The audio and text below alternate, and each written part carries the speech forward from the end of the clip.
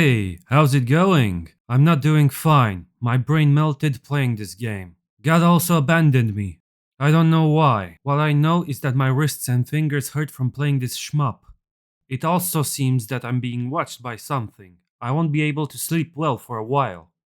I chose to review this game because the art style and gameplay caught my attention. We'll focus on the first part for now. The art has a lot of skulls, teeth, and pulsing brains. Everything's made of calcium and flesh one way or another. The background looks like someone took a baseball bat and decided to use it as a substitute for a meat tenderizer. It looks grotesque. It's disgusting. I love it. The color scheme for the user interface is red. It's oppressive, which makes it stand out from the rest of shmups. The developer took inspiration from how Berserk looks and said, I want to make this even more disgusting. You know how I said that I'm being watched? I meant it. The interface has eyes and it sees my every move.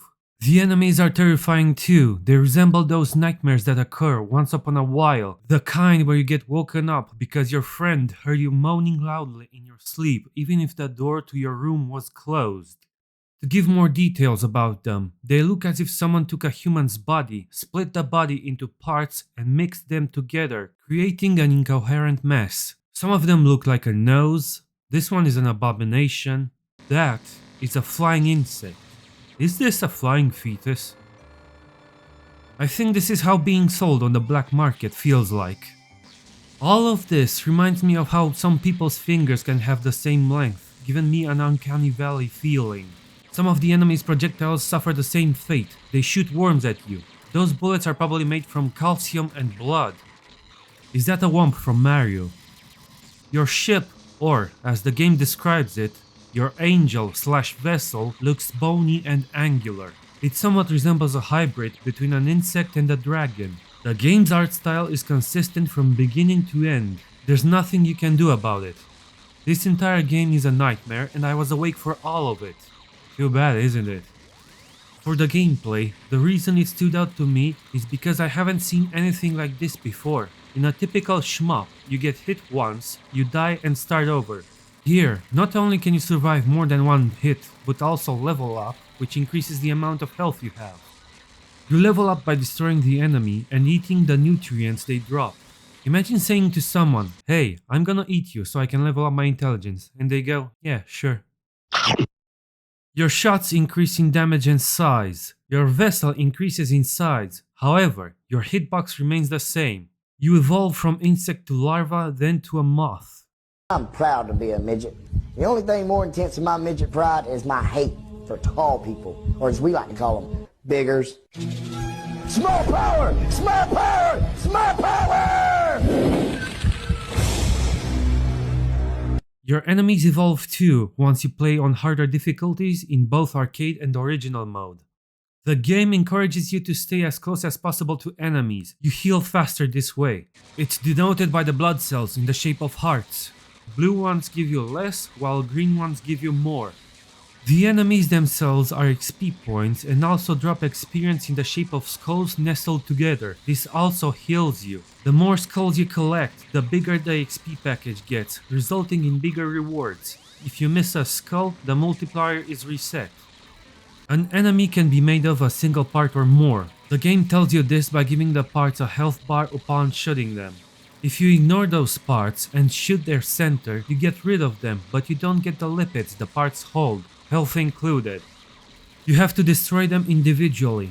The game sort of has lenience by letting the undestroyed parts float in the air for about 2-3 seconds on some enemies. If you get hit by an enemy's projectile, the game slows down. The amount of experience you gather decreases. The XP bar recovers over time.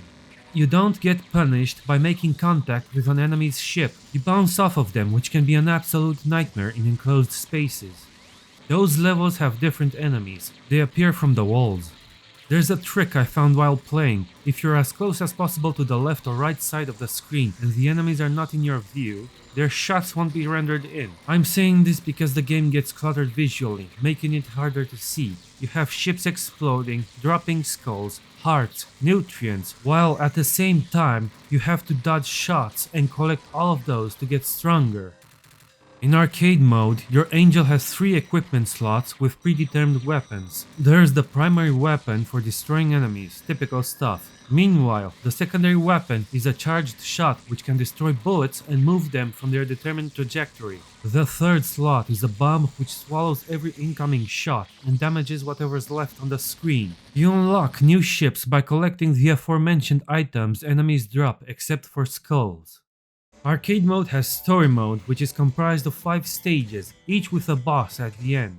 You unlock pieces of the story when you finish each boss. You get even more of the story when you finish the last stage's boss. The game has 3 difficulties.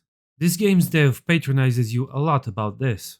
He basically says that you're the chosen one and shouldn't have a lot of opposition in completing the game and how shmups were easier before. Let's get on to the next mode, which is original mode. There's Chronicle mode. It's basically roguelike. It's very grindy.